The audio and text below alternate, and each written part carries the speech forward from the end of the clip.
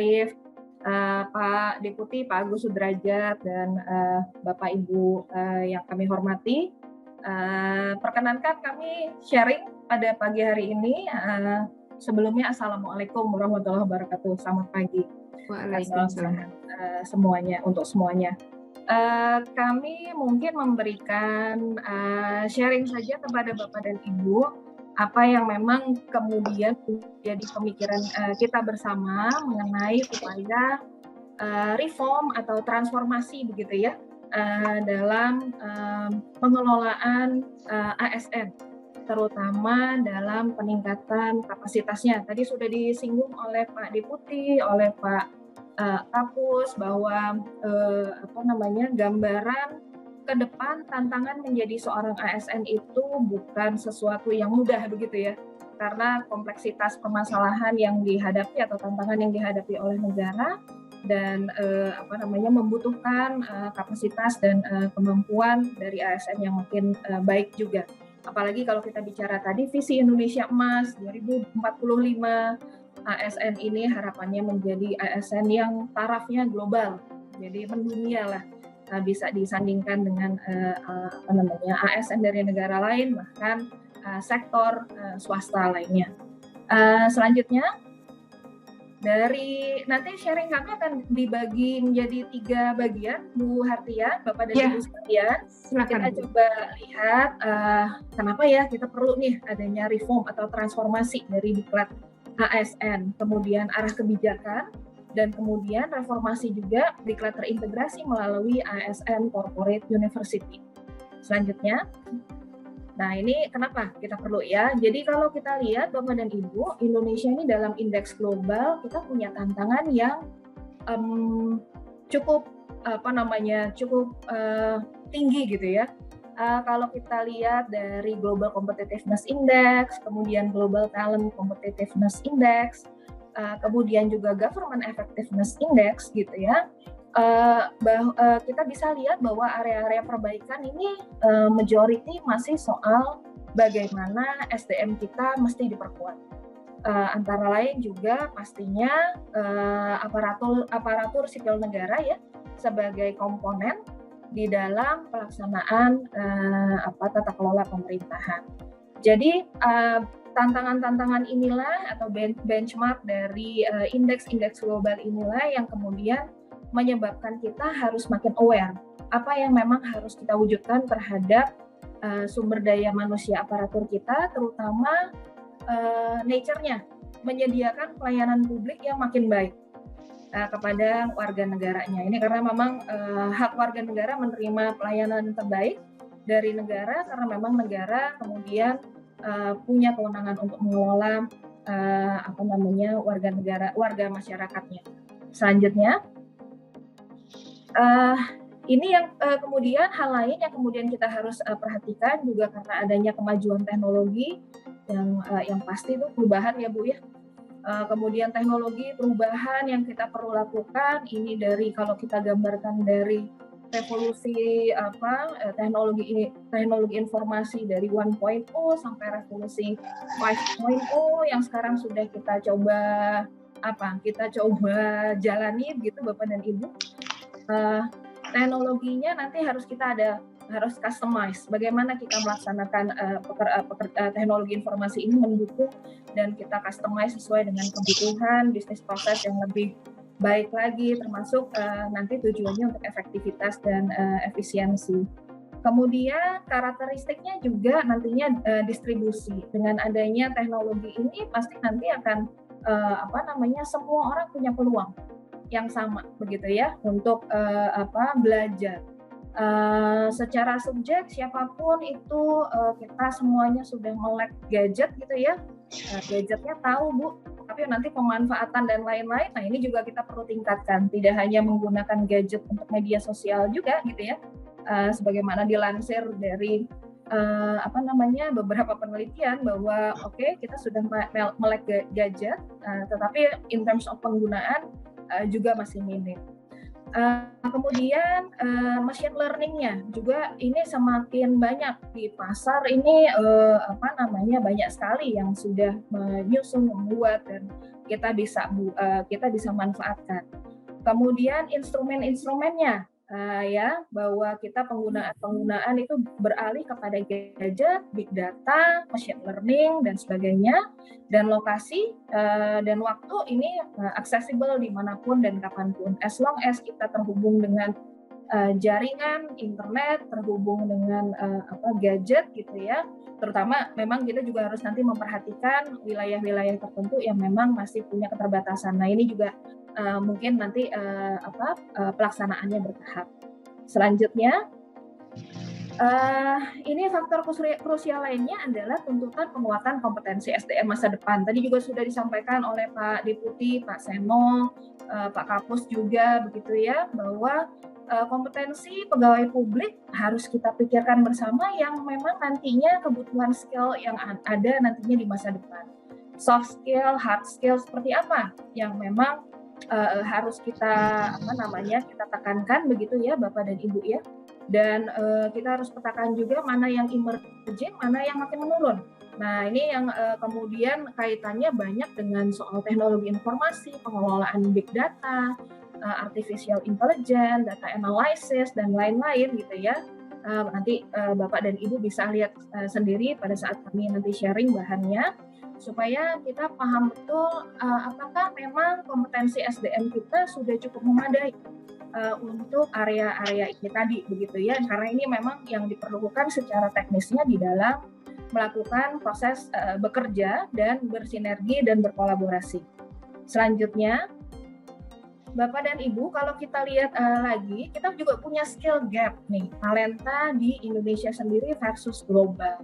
Jadi kalau kita bicara kompetensi, itu adalah gabungan knowledge, ability, dan skill, ya, yang kemudian kita juga bisa lihat bahwa ini perilaku yang harus dilakukan ya, untuk menghasilkan sesuatu kinerja yang diinginkan oleh organisasi, maka gabungan tiga ini menjadi sangat penting. Nah, jangan kalau kita lihat juga nanti kompetensi jangan sampai salah dengan skill ya. Nanti Bu Hartian bisa menjelaskan lebih lanjut barangkali soal ini. Nah, dari data LinkedIn yang kita coba lihat Bapak dan Ibu, yang di atas ini tataran global. Nah, yang di bawah itu kondisi di Indonesia ya, yang tercatat ada di LinkedIn gitu ya, ada sekitar 18 juta yang terdaftar gitu ya, kemudian organisasinya juga ada sekitar 89 juta. Nah, 30 kalau kita lihat nanti skill yang ada ini di level dunia itu udah 36 juta lebih. Nah, kalau kita dipetakan di Indonesia itu sekitar 33 jutaan, jadi masih ada gap gitu. Nah, gapnya ini cukup banyak dan pertanyaannya, gap skill atau keterampilannya ini kalau dibandingkan dengan global, ini menjadi tantangan buat kita semua. Bagaimana kita mewujudkan kebutuhan atau skills yang memang diharapkan nanti bisa selevel dengan stakeholders lainnya, terutama dari sisi swasta dan ASN secara global. Selanjutnya, nah ini tantangannya juga Bapak Ibu, birokrasi, dan kita perlu benar-benar adanya reform terhadap ASN kita. Tadi sudah juga disebutkan ada kompleksitas permasalahan sektor publik, kemudian kalau kita relasikan dengan jam pelajaran 20 jam ya Pak Seno ya, 20 jam kita menurut Undang-Undang ASN mesti belajar gitu ya. Pertanyaannya dengan kompleksitas ini mungkin kita harus petakan kembali, jangan-jangan harus lebih Pak belajarnya, nggak cuma 20 jam dalam setahun. Atau kita perlu assessment lagi, kalau belajar dari Singapura udah 100 jam itu.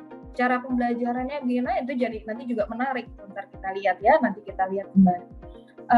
Kebijakan basis data menjadi penting, ada pergeseran budaya, transformasi digital, soal open government, soal orientasi kewilayahan. Nah ini yang kami pikir ASN harus diciptakan sebagai kader, pemimpin, dan penggerak roda pembangunan.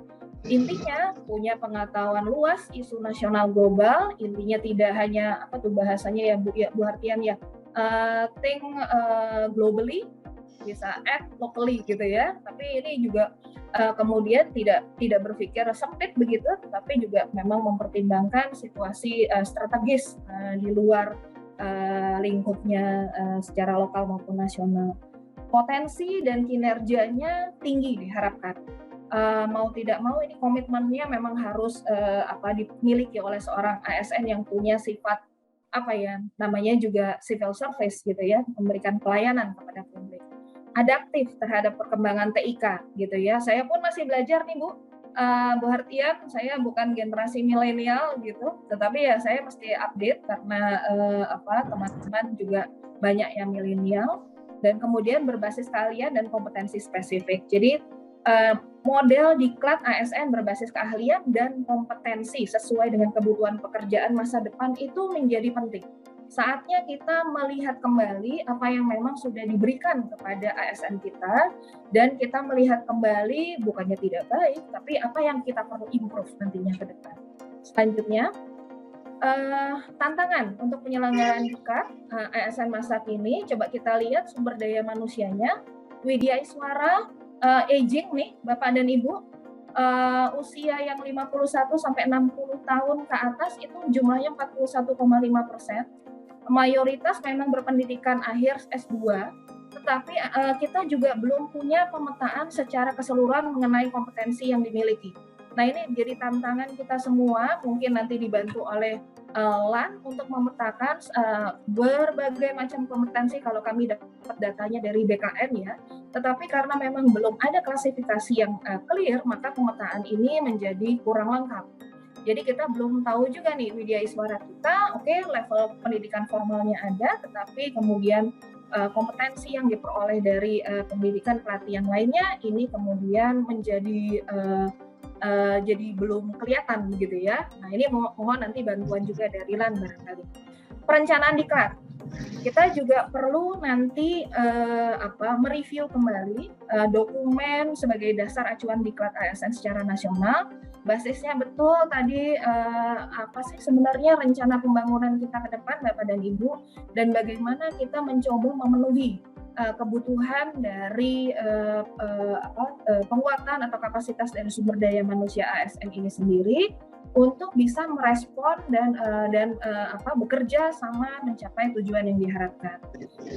Perlu adanya training needs assessment ya Bapak dan Ibu, ini yang juga kami harapkan nanti ada di LAN sebagai penyelenggara ASN Corpus secara nasional, yang kemudian nanti bisa di cascading gitu ya kepada kementerian lembaga maupun daerah untuk melihat gambaran pemetaan atau skalanya, dan kita bisa lebih tepat lagi nantinya mendorong penguatan kapasitas dari ASN secara nasional. Critical occupation list-nya kita juga harus petakan. Kemudian Human Capital Development Plan-nya sekali lagi ini juga tugas kita di LAN bersama-sama, sehingga nanti juga bisa memperkuat kurikulum diklat ASN yang bisa dilaksanakan secara instansional, begitu ya. Kemudian pendanaan, belanja research dan development, ini juga termasuk kecil ya Bapak dan Ibu kalau dibandingkan PDB gitu. Kalau kita coba lihat di kajiannya ada CIPG gitu ya, Central saya lupa ininya ya, tapi disampaikan bahwa nilainya di 2018 cuma 0,28%. Nah, jadi kalau sedikit seperti ini bagaimana kita mengelolanya? Kalau kita menyelenggarakan diklat biasa, ya nggak akan kepanggil Bu, yang kepanggil ya cuma sebagian kecil barangkali nantinya. Nah, bagaimana kita punya mekanisme yang nantinya dikembangkan? Tadi sudah disampaikan Pak Seno juga Pak Kapus, dengan dukungan teknologi portal diklat atau Bankom yang terintegrasi ini bisa diakses secara umum oleh ASN. Jadi nanti kalau kita lihat dengan dukungan teknologi informasi ini, modalnya NIP aja barangkali Bu, gitu ya. NIP kita sendiri bisa accessible gitu, mau belajar apapun sesuai dengan, nanti kami cerita lagi sesuai dengan kapasitas dan kinerja mungkin ini bisa dilakukan. Metode penyelenggaraan, nah ini distance learning, blended learning yang kemudian belum bisa terlaksana secara optimal gitu ya. Nah ini juga ini juga menjadi tantangan begitu soal fasilitas e-learning bagi penyelenggara diklat, dan dan dengan terintegrasinya nanti ASN Corpus, saya pikir ini juga bisa menjadi salah satu solusi. Selanjutnya, saya cepat aja nih, arah kebijakan mungkin cepat saja, ini yang diharapkan oleh Bapak Presiden gitu ya, dan Bapak Wakil Presiden. Sekali lagi ini yang harus kita coba dorong, pembelajaran seumur hidup, transformasi kinerja makin ditingkatkan, knowledge management juga kemudian dikembangkan, sehingga nanti pengetahuan secara substansial dan tacit knowledge dalam penyelenggaraan kita mengelola pemerintahan ini bisa menjadi pembelajaran yang sangat baik bagi kita semua di ASN. Selanjutnya, saya cepat aja, ini arah kebijakannya 5 tahun sampai 2025 ke depan. Nah, Bapak Ibu, kami mohon perhatian ini. Jadi kalau kita lihat di RPJMN 2015-2019 ya, itu ada pemantapan profesionalisme aparatur di pusat dan daerah ya untuk mendukung pembangunan nasional. Ya, jadi kalau emang kita bisa mengukur kapasitas kita tadi gitu, atau misalnya tadi membandingkan dengan indeks global, udah bagus nih gitu ya mestinya ya. Tetapi kalau misalnya kita masih punya tantangan di sini juga, apalagi kita mau mewujudkan RPJM 5 tahun ini sampai dengan 2024 adalah terwujudnya tata kelola pemerintahan yang baik, bersih, berwibawa, berdasarkan hukum dan birokrasi yang profesional dan netral. Nah, tantangannya jadi lebih besar. Bagaimana kita mewujudkan SDM yang kemudian dengan PR tadi, misalnya sebagai benchmark tadi indeks global, bagaimana kita mewujudkan untuk mencapai sasaran 5 tahun ke depan. Pasti harus banyak percepatan ini Bapak dan Ibu. Nah, ini yang kemudian kita perlu bekerja sama ya, semuanya untuk meningkatkan kapasitas ASN secara keseluruhan. Selanjutnya, ini arah kebijakan juga, ada manajemen ASN, lanjut saja. Ya, ini tadi juga sudah disinggung bahwa pendekatan sistem pembelajaran terintegrasi, ya, pembelajaran tematik dan terintegrasi ini sangat ditekankan di dalam makna dari corporate university. Sehingga kami melihat bahwa ke depan ASN Corporate University benar-benar diikuti oleh proses reform yang benar-benar kafah begitu ya. Sistem pembelajaran terintegrasi tidak mengubah struktur apapun, bahkan corporate university atau reform yang dilakukan ini dilakukan sebagai momentum perubahan-perubahan atau bahasanya mungkin reformasi, transformasi dari diklat yang memang kita harus lakukan. Tujuannya mengubah mindset kita, culture set, dan prosedur set dalam menyelenggarakan pembelajaran dan didukung oleh teknologi informasi dan komunikasi dan pendekatan non-klasikal. Selanjutnya, nah Bapak dan Ibu, untuk reformasi diklat, kami pikir juga nantinya fokus reformasi ini satu, pasti ada modernisasi kurikulum dan modul. Nggak bisa lagi modelnya yang biasa-biasa aja ya Bu Hartian ya. Anak SD aja sekarang atau SMP gurunya jadi lebih kreatif gitu ya. Apalagi dengan kompleksitas permasalahan yang ada, kami pikir nantinya wijaya suara kita juga mesti lebih kapasitasnya juga lebih tinggi. Kemudian penguatan SDM trainer tadi yang kami sampaikan, kemudian sistem diklat terintegrasinya dan manajemen penyelenggaraannya ini jadi sangat penting. Selanjutnya, ini modernisasi kurikulum dan modul. Yang pertama pasti harus fokus kepada menjawab kebutuhan masa kini dan masa depan. Tadi sudah di-reiterate beberapa kali oleh Pak Deputi, Pak Seno begitu ya, soal literasi digital, literasi data, emerging skill. Jangan sampai kita kelewat ini. Bagaimana nanti menurunkannya dalam modul-modul pembelajaran begitu Bapak dan Ibu. Ini juga menjadi tantangan yang sangat sangat penting untuk dipikirkan bersama. Pengembangan bentuk micro learning-nya sudah dimulai di LAN, Bapak Ibu. Formatnya harus menarik, jangan sampai nanti nampilin paparan-paparan aja, begitu ya. Tapi yang kemudian tidak lebih komunikatif, begitu ya. Ini yang perlu dilakukan, accessible, kemudian eksplorasi gitu ya, pembelajaran yang juga interaktif. Fokus peningkatan efektivitas pembelajaran juga pada experiential learning 70%. Saya nggak tahu nih nanti konsepnya BSLI apakah sebegitunya akan benar-benar memanfaatkan experiential learning ini. Kami mohon nanti informasinya. Social learning-nya dan formal learning itu cuma 10% nih Bapak dan Ibu. Jadi bisa jadi kebutuhan yang formal begitu ya, itu benar-benar terpilih gitu, terpilih dan terpilah sekali kebutuhannya. Jadi experiential learning ini yang kemudian perlu kita fokuskan nanti ke depan. Selanjutnya sedikit lagi Bu Hatiat ya, mohon izin. Nah ini juga penguatan SDM-nya Bapak dan Ibu, Widya Iswara kita punya 3.400-an, 3.500-an. Aging society Bapak Ibu tadi yang kami sampaikan umurnya usianya 50-60 tahun. Apakah kemudian bisa keep up juga dengan kondisi di mana membutuhkan Widya Iswara dengan kemampuan adaptasi teknologi, informasi dan sebagainya. Ini juga menjadi tantangan. Dan bagaimana strateginya untuk misalnya memperkuat para Widya Iswara kita selain berpikir mungkin alternatif pengajar dari tempat lain. Tadi sudah disebutkan ada universitas, ada BUMN, BUMD dan lain-lain. Nah kalau kita juga lihat nanti persebarannya di KL cuma sedikit, itu paling banyak di KL Bapak dan Ibu gitu ya. Tapi sebenarnya kalau di ASN daerahnya paling banyak ASN di daerah bukan di pusat. Tapi di Iswaranya paling banyak di pusat. Nah ini challenge-nya seperti apa dengan adanya situasi seperti ini gitu ya. Tadi yang kami sampaikan juga nanti data-data juga perlu clear-kan kembali soal kapasitas dan kompetensinya. Lanjut.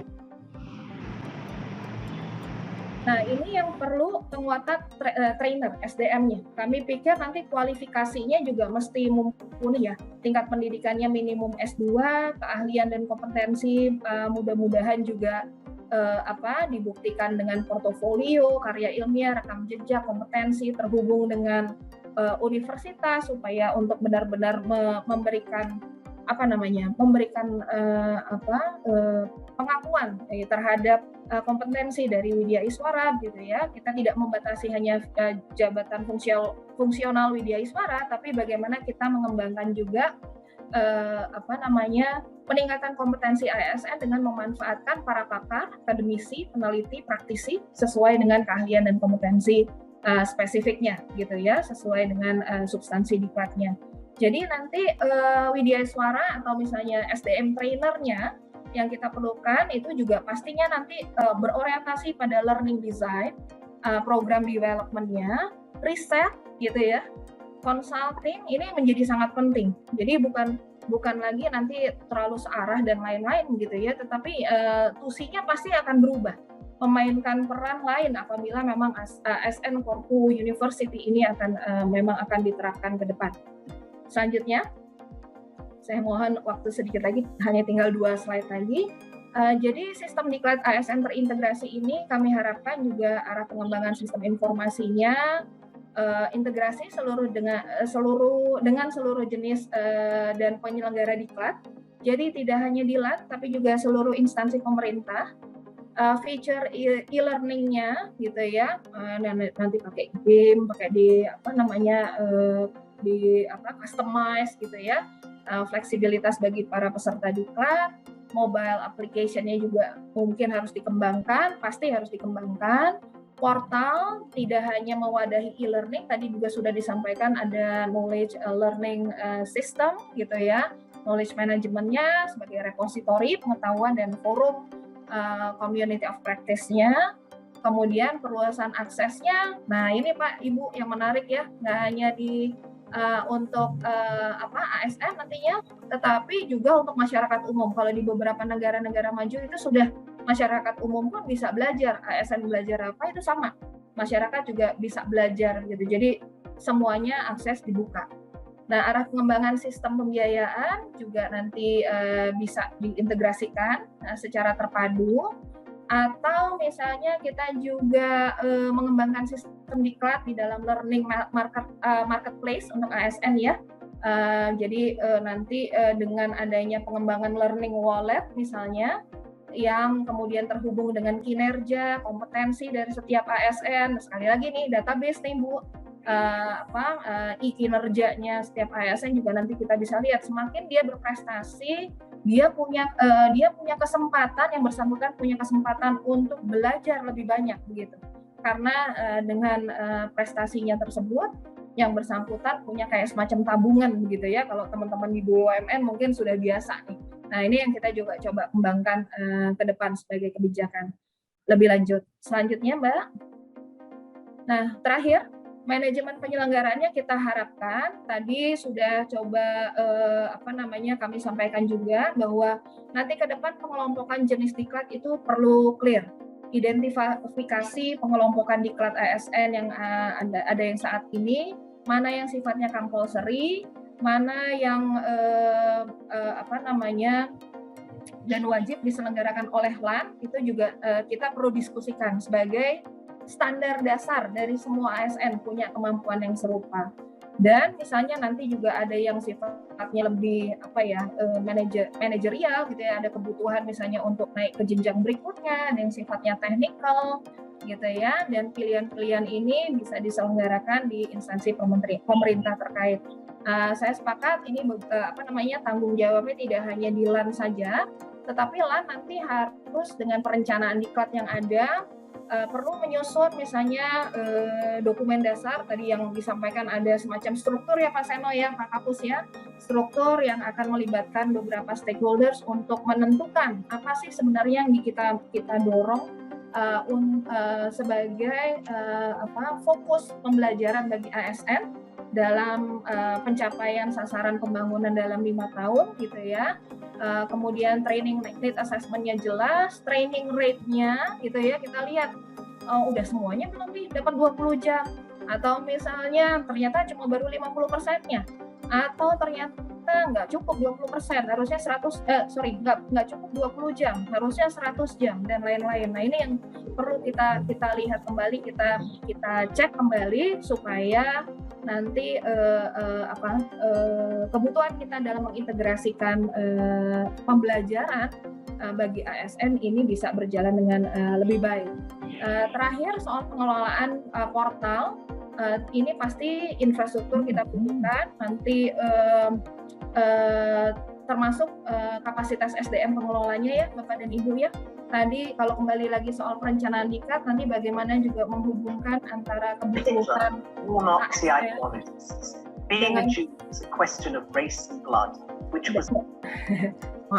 dengan kebutuhan dari tidak hanya ASN, kebutuhannya kan bisa dipetakan mana yang bisa diselenggarakan oleh LAN dan kementerian lembaga, tapi manapun yang memang harus bekerja sama dengan pihak lain. Ini menjadi sangat penting Bapak dan Ibu. Mungkin itu Bapak dan Ibu, ada lagi nggak? Ya, terima kasih Bapak Ibu yang bisa kami sharing. Mudah-mudahan selaras dengan kebutuhan atau rencana pembangunan jangka menengah kita Bapak dan Ibu, dan benar-benar mewujudkan transformasi manajemen ASN yang kita cita-citakan bersama. Sudah saatnya sepertinya benar-benar melakukan terobosan yang luar biasa, karena tantangan sebagai ASN itu bukan lagi yang PGPS ya Bu Hartian ya. Jadi profesionalisme dan lain-lain ini menjadi hal yang sangat utama. Mohon maaf kalau ada kesalahan dalam penyampaian. Terima kasih atas perhatiannya Bapak dan Ibu sekalian. Assalamualaikum warahmatullahi wabarakatuh.